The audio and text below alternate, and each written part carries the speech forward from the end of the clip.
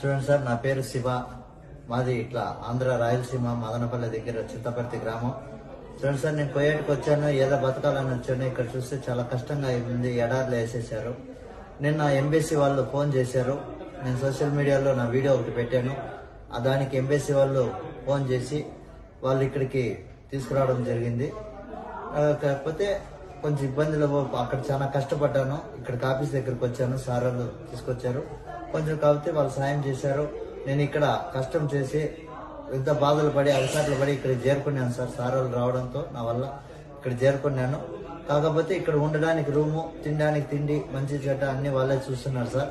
ఇక్కడి నుంచి ఇండియాకు పంపించేదాకా సార్ వాళ్ళదే బాధ్యత అని చెప్పారు. నీ మీద కనీసం ఏమీ ఇబ్బంది లేకుండా నీకు క్షేమంగా ఇల్లు చేర్చే బాధ్యత మాది అని చెప్పారు సార్.